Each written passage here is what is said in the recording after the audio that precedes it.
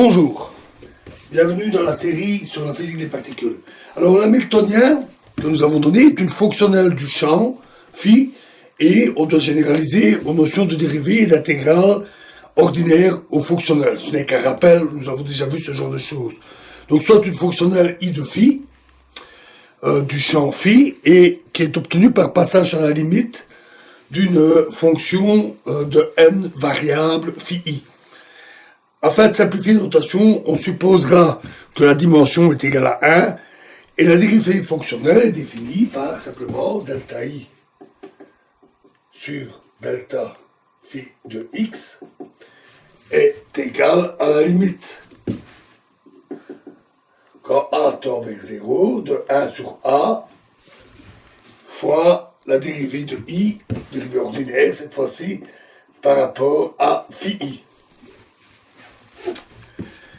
Par exemple, si i est égal à l'intégrale de dy f de y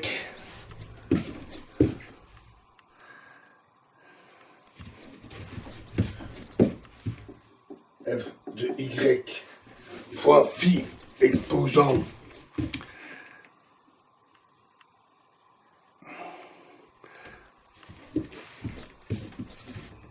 phi de y exposant p, alors la dérivée qui est donnée par la limite,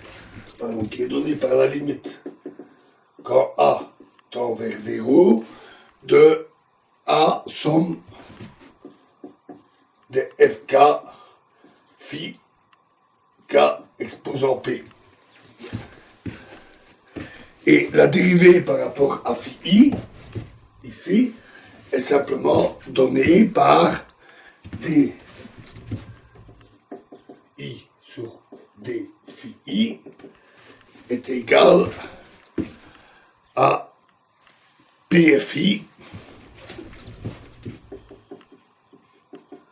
fois phi i exposant p moins 1.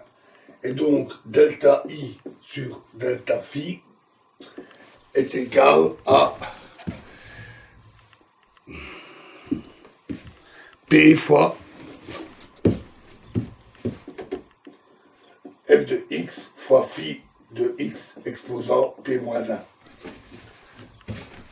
Un autre exemple, si i est donné par dy avec une certaine fonction v de phi de y, alors delta i sur delta phi est égal à v' de phi.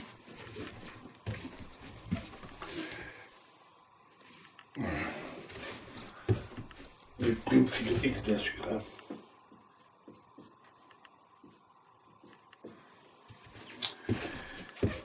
Si i est égal à l'intégrale dy de la dérivée de phi par rapport à y au carré, ceci c'est donné par la limite quand a tend vers 0 de a fois somme sur k de 1 sur un carré fois phi k plus 1 moins phi k au carré. Si on dérive di par rapport à phi i, on obtient simplement 2 sur a fois 2 phi i moins phi i plus 1 moins phi i moins 1. Et donc, delta i sur delta phi est égal à moins 2, la dérivée seconde de phi par rapport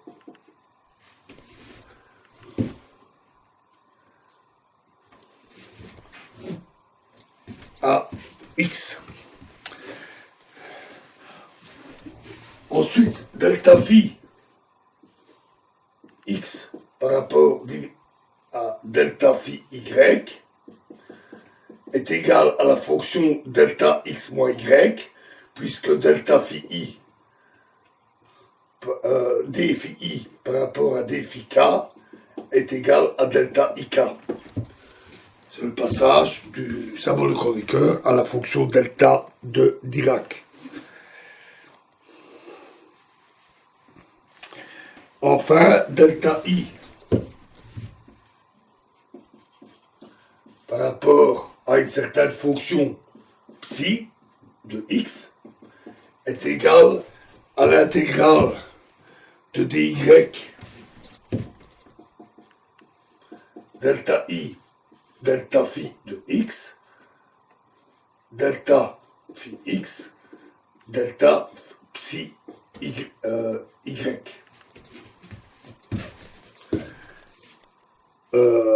Pardon, j'ai inversé y, et x. Donc, dérivé de la fonctionnelle de i dérivée par rapport à psi de x est égale à l'intégrale de la dérivée par rapport à delta phi de y fois delta phi de y par rapport à delta psi de x. Puisqu'en effet, di par rapport à psi i est égal à la somme sur k de di par rapport à phi k fois d phi k par rapport à psi.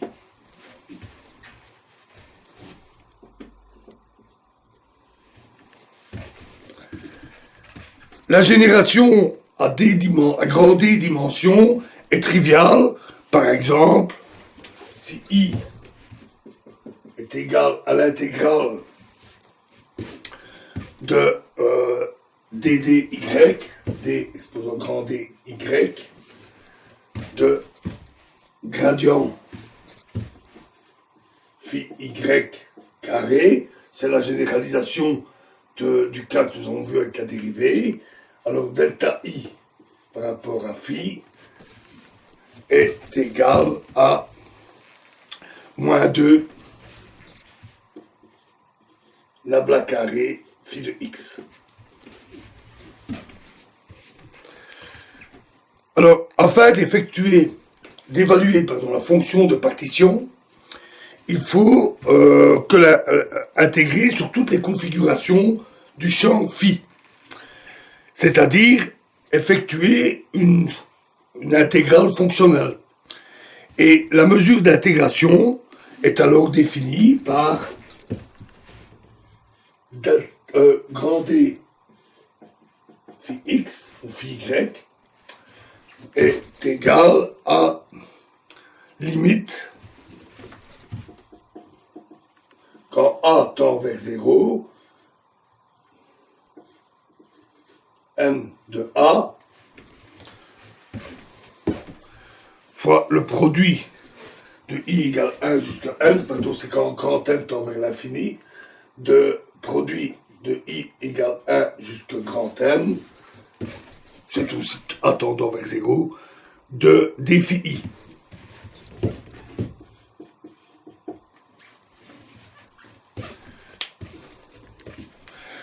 Le n, ici, le facteur n de a, est choisi de manière à ce que la limite existe. En fait, les constantes multiplicatives de ce type ne jouent aucun rôle dans le calcul des fonctions de corrélation. Parce que, en effet, du moins si elles sont indépendantes du champ magnétique B. Parce que elles se simplifient entre numérateur et dénominateur systématiquement. Donc il est inutile de donner plus de précision sur cette constante multiplicative. Il n'en reste pas moins que il est très clair que cette définition est purement formelle. Une limite d'un produit à une limite infinie de facteurs, c'est délicat. Et l'existence d'une telle mesure des intégrales mériterait d'être étayée par une étude mathématique approfondie. La théorie des intégrales fonctionnelles est complexe et on se contentera ici de cette définition qui est intuitive. On revient à la formulation sous réseau en cas de difficulté. Donc si on a un problème ou un doute, on peut toujours revenir à la limite discrète, voir ce qui se passe, repasser à la limite continue, etc. Dans ces conditions, on peut écrire la forme finale de la fonction de partition en présence d'un champ magnétique B de x, continue bien sûr cette fois-ci, z égale l'intégrale, donc de la mesure, d phi x fois exponentielle de moins l'intégrale d dx fois l'hamiltonien, bien sûr, 1 demi delta phi carré plus 1 demi x0 phi carré plus 1 sur 4 factoriel u0 phi 4 moins b phi.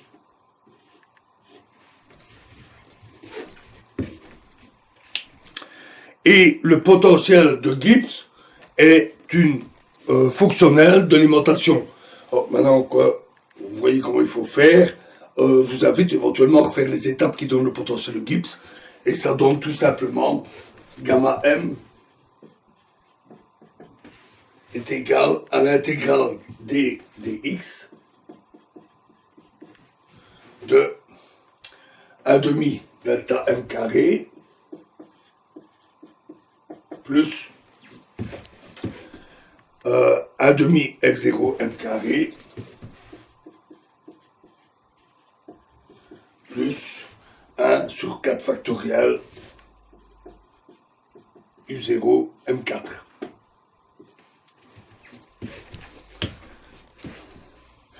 Supposons que le champ B soit uniforme. Dans ce cas-là, l'aimantation est également uniforme.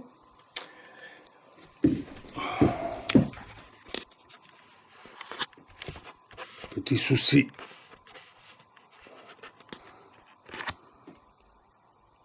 Voilà. Dans ce cas-là, l'aimantation est également uniforme. Et le potentiel est simplement alors V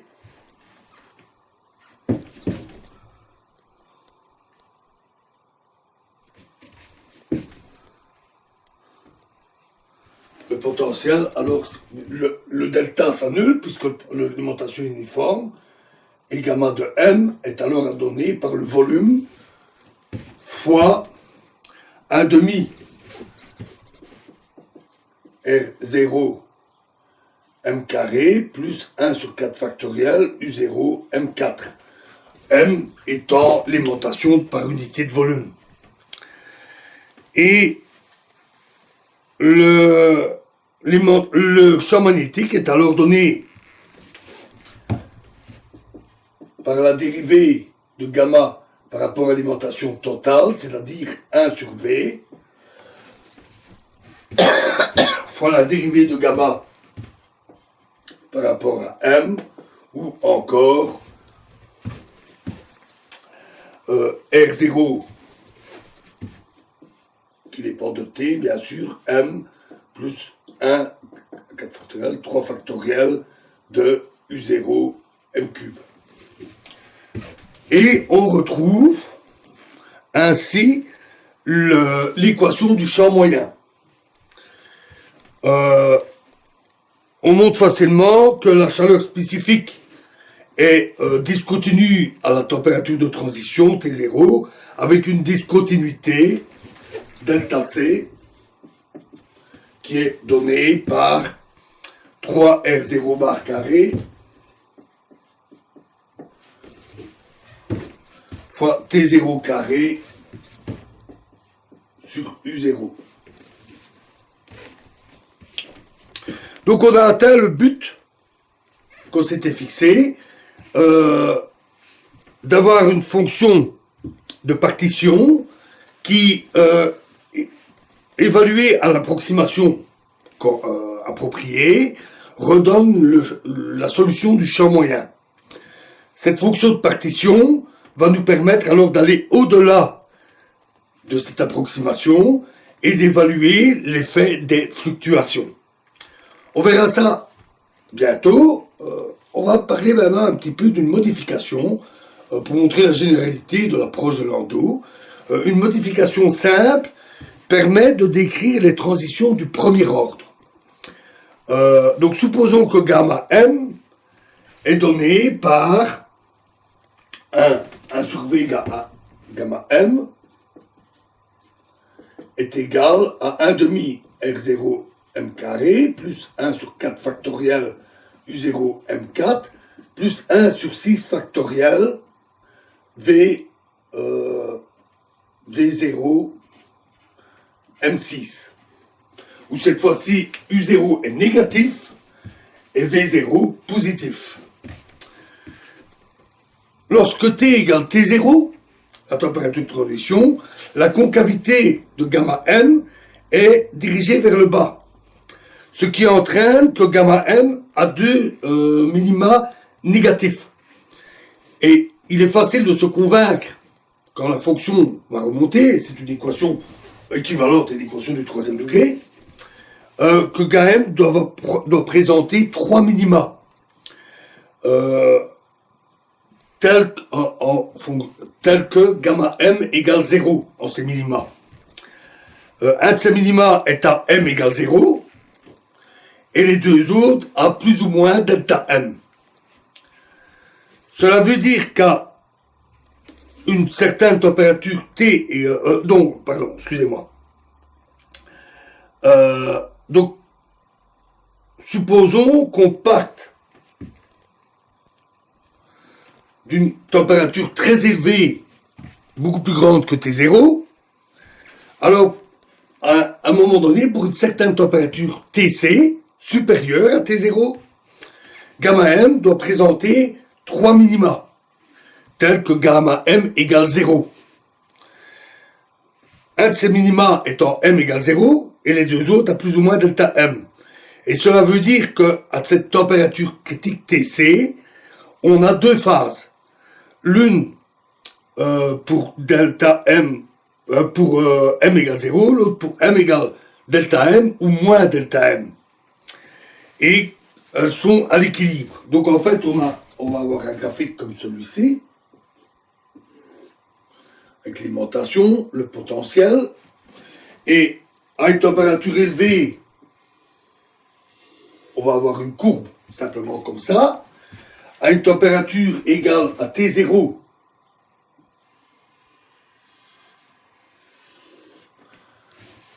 on a deux minima avec les minima négatifs, avec le cas métastable ici. Et à une certaine température critique, on va avoir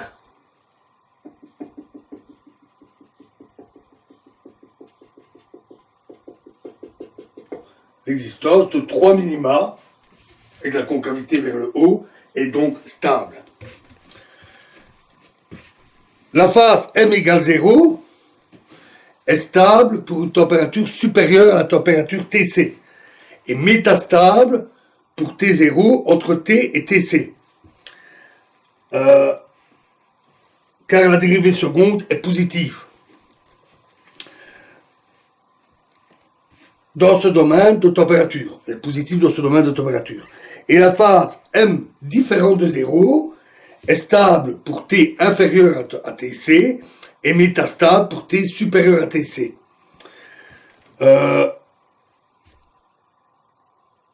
Jusqu'à disparition, bien sûr, à température plus élevée des minimums secondaires.